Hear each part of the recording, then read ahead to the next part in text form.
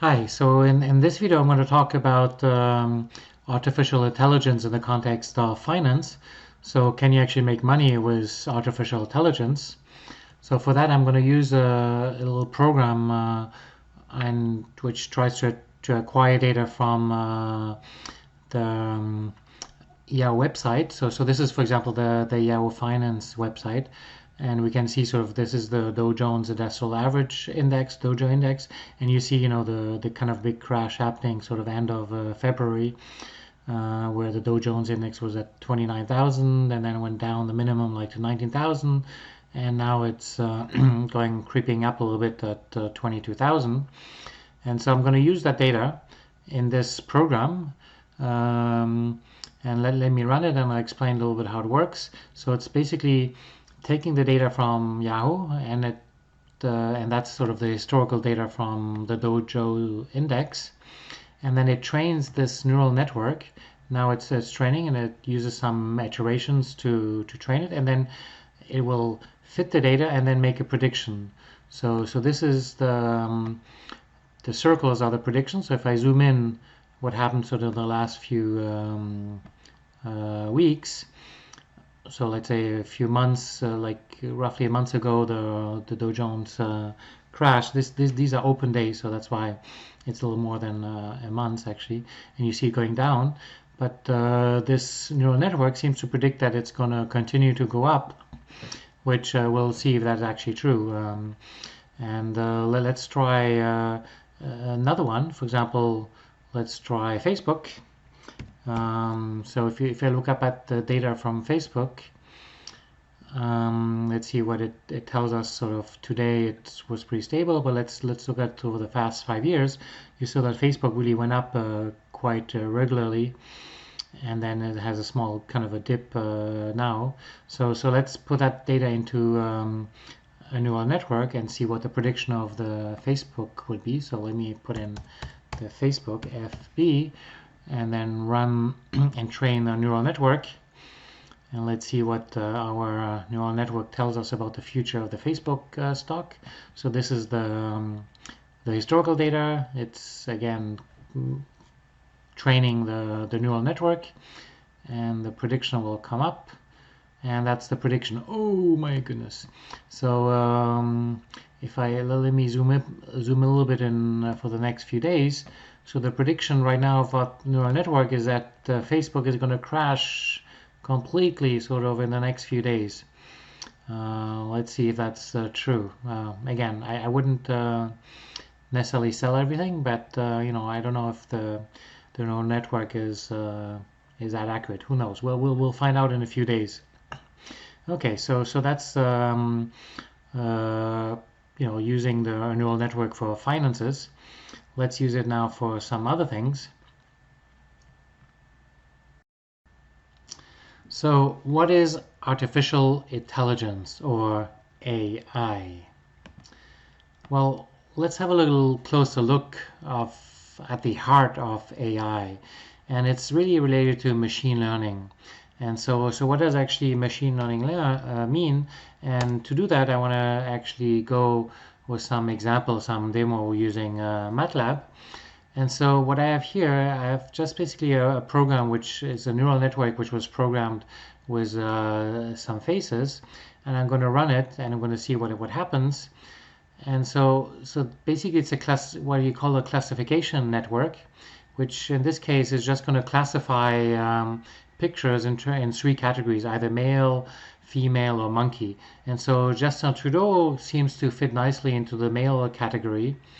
A bad picture of me classifies well into a monkey.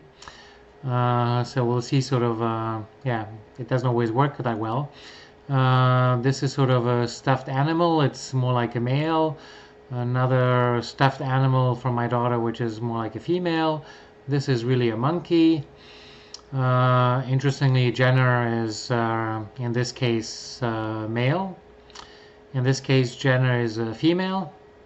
Interestingly, this looks like a male apparently from that network point of view. This is apparently a very typical male with a high probability, and this is also kind of a typical female at 0.99999%. That's my daughter, also a female. Monkey, again, pretty high probability monkey. So, so it's pretty good for that. So how does this actually work? So let me go back to the slides.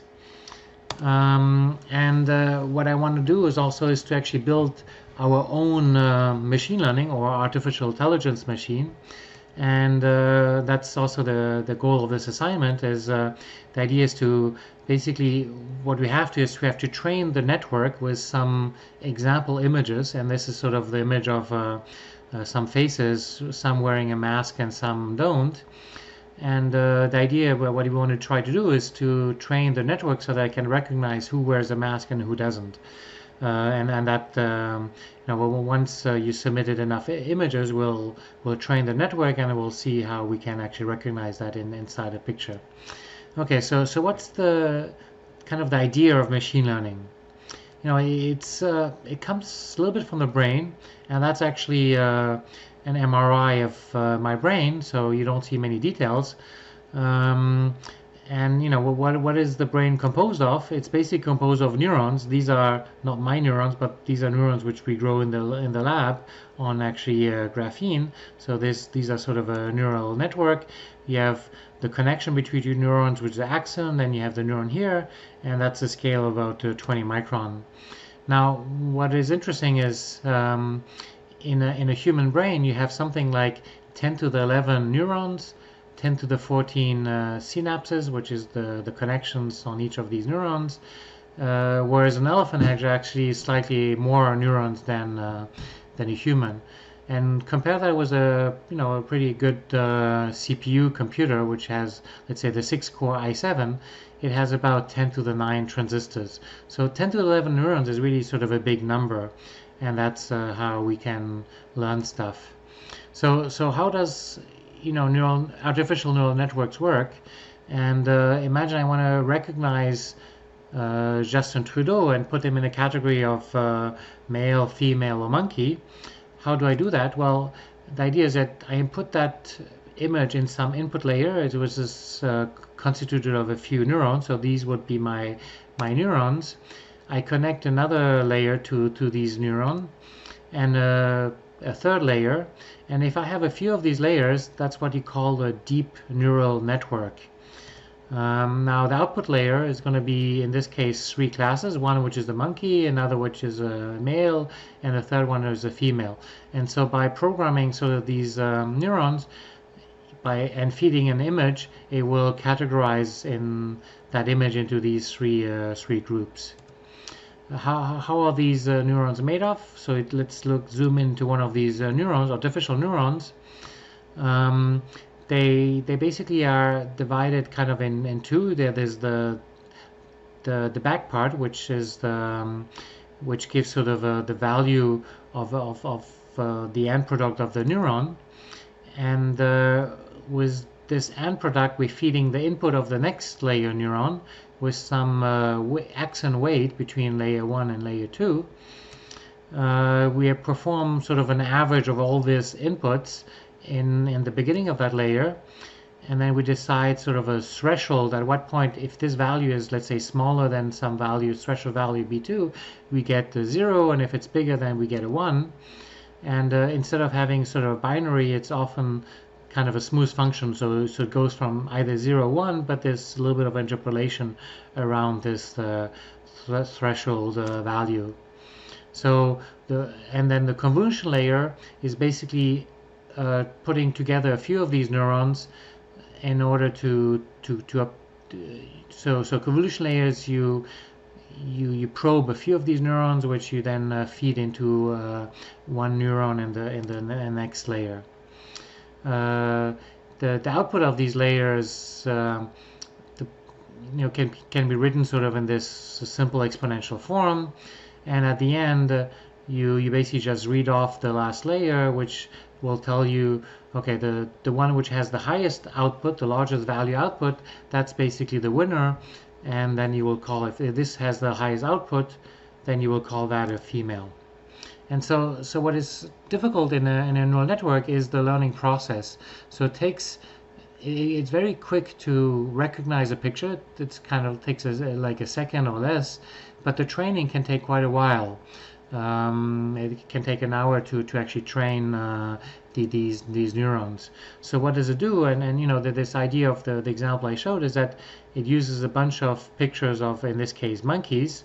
Let's say about 1,000 pictures, takes another 1,000 pictures of female faces and another one of male faces, and it basically then put all these images in the input layer, and then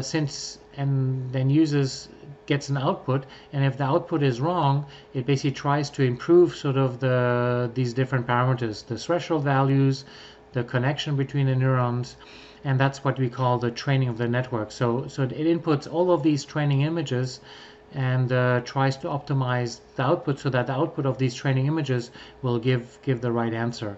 And it does that by trying to find the right values of these coefficients, the threshold value B, and also the coefficients between two layers. And that's really the training part. And the way it's done, it usually starts at the output, and then it's what they call the back propagation in order to find sort of the correct values. Now, you know, the fancy ones, they use quite deep networks. So this is one from Facebook, which uses a huge number of faces. It had like 120 million parameters, and basically it divides sort of each pixel and then puts in the neurons, and then at each layer you see sort of different characteristics of that network. AlphaGo, which is a little more recent, 2016, was sort of used to try to learn the Go game, and it takes sort of a lot of time to find all the possible examples of plays, and that's what it used as input, and kind of trying to learn 100 million parameters. And it basically got now better than essentially a human. And the same with face recognition. The Facebook face recognition is as good as essentially a human.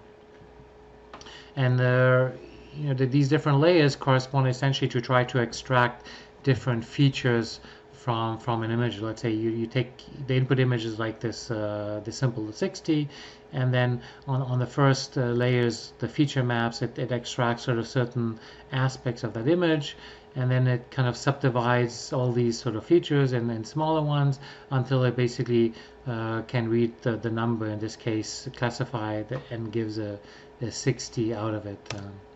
Okay, so let me actually give you another example, which is called AlexNet. That's a powerful network which you can actually simply download, and we're gonna use it on some images. The images I have here, you know, it categorizes sort of different types of images. Let's start with like a simple Coke bottle and see if it can recognize a bottle. So that would be image A9, and let's run it, and let's see what if it can actually recognize the Coke bottle. And so these are the images of the different layers. You can kind of see what it does, and let's see how it classifies that image. And indeed, it gives sort of the highest probability as a water bottle, the lower probability as a pop bottle, and so on. So it's pretty good. And what is interesting is that you can actually see the details. So this is an example of one layer where it has many sort of it's divided in many images within a layer, and the important ones are sort of which things which stand out. For example, this will stand out, and this is the one of them I'm plotting here, because it corresponds to one part of one feature of the bottle. So here you see sort of how it tries to classify the bottles in different aspects. So for example, here it looks at the label. Here it would actually look at the white means it has sort of a high effect. So this would look at like the top and the bottom of the bottle. Here it's the middle of the bottle. Here you have sort of the edges from where the bottle stands on, and that's how it tries to sort of extract these different features. Well, let's apply it to a slightly different image. Let's take, for example, the espresso. That's A10. So let's run it on an espresso image A10, and let's see how well it can recognize that image. And so you see the cup sort of in trying to boil down the essence of what a espresso cup is, and indeed it finds it's an espresso cup with a 99 probability. Let's try another image, which is, I think, pretty simple. It's, let's say, the stopwatch. So let's see if it can recognize actually a stopwatch. Let me put this at that would be A11, and so this was a network which was trained on objects. So it's very good at recognizing objects. So indeed, it recognizes a stopwatch. Let's do one more, maybe of a monkey. Like, can it actually recognize the type of monkey? So this would be the pick 9. So let me put in pick 9 into this to see if it can recognize what kind of monkey this is. Anyone knows what it is? We'll see. So let's see what it tells us. And it tells us it's a capuchin monkey, and indeed I think this is indeed a baby capuchin monkey, and lower probability is a titi monkey, macaque. It doesn't look like a macaque monkey indeed, so it's really a capuchin. And so let's try it on a picture of myself. Admittedly, it's a pretty bad picture, so let's see. That's pick 12. Let's put in pick 12 in there of myself, and let's see what it classifies me as. And so I'm classified as seatbelt. Okay, why not? So clearly it shows that these networks are not perfect, and they make errors. And again, this one is actually more to classify objects. That's why it doesn't work very well for faces, contrary to the other one, which was distinguishing sort of the different monkeys from the female and male faces. Okay, so let's go back to the slide. That was what you call the AlexNet, and it's basically it uses a whole a big, like 15 million labeled images in 22,000 categories, and it's collected from all kinds of sources. And that's sort of that idea of this project, of why I want you to basically come up with. Let me go back to this idea of the face mask. As if I go back here, that's the idea, is that what I want. Face, can I actually recognize in a picture who is wearing a face mask and who is not. So with this, I'll stop here, and I hope you enjoyed this video, and good luck with the face mask. Thank you.